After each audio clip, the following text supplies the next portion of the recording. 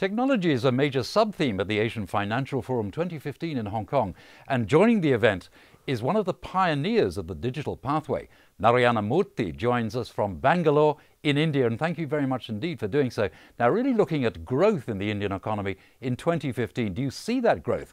And is the Indian government's program on digitalization going to be key?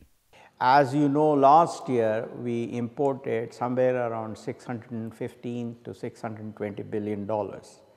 So therefore, in order to ensure that we have current account surplus, we have to enhance our export.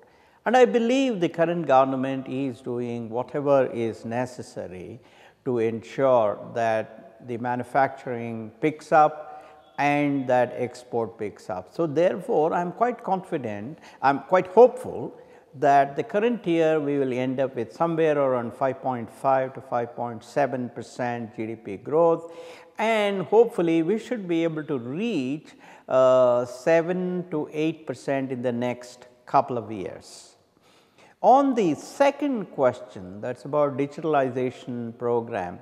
Well, I think that is aimed a lot more towards making the government services more accessible, more responsive to the citizens. I believe that that initiative will take at least 3 to 5 years before it starts providing tangible results. Now, you were a pioneer in the age of digital pathways, but do you think that model really needs to change in view of the fact that there's less outsourcing, more onshoring in an age of uncertainty? Well, you know, because there is uncertainty, because the economies in the West are not growing as fast as they would like, this is the time for corporations to become more and more competitive and take market share from their competitors. And that is where I think design of information systems becomes very important, and that is our business. So therefore, even though the economies in the West have slowed down, the opportunity for Indian software companies will not slow down, simply because our business is to make these companies more and more competitive. So looking at future growth, do you see greater collaboration with the Chinese government, with Chinese companies? You know, there is absolutely no doubt at all that China has done a stellar job of growing its economy. So therefore, in the area of manufacturing, I don't think India can indeed be a partner to China. China has left us behind long time ago. However, there is an area where India and China can collaborate very successfully, and that is we can bring the power of software to the table and China can bring the power of hardware, and together we should be able to provide solutions to the global market at very attractive prices. So turning to Hong Kong, how would you rate Hong Kong as an IT conductor, if you like, bearing in mind that Hong Kong is an international financial center?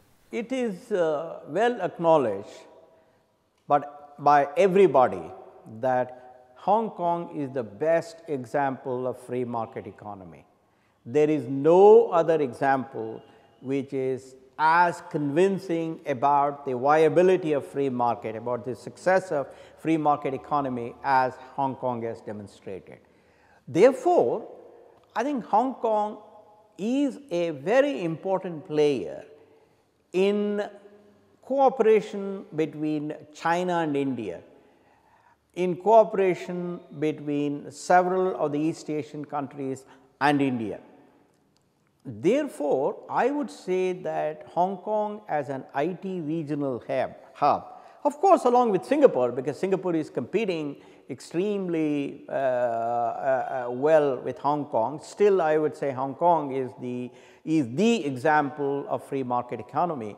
And therefore, given that financial sector is so vibrant in Hong Kong, given that SME sector is so vibrant in Hong Kong, and that Hong Kong happens to be the doorway for lots of Chinese companies, I do believe that any Indian company that has any desire to leverage the power of Chinese companies must operate with Hong Kong as the base. So the theme of the Asian Financial Forum 2015, which you're attending, is sustainability in regional terms in a world of change. But what does sustainability really mean to you? Well, there are multiple dimensions of sustainability. First, living in harmony with the society.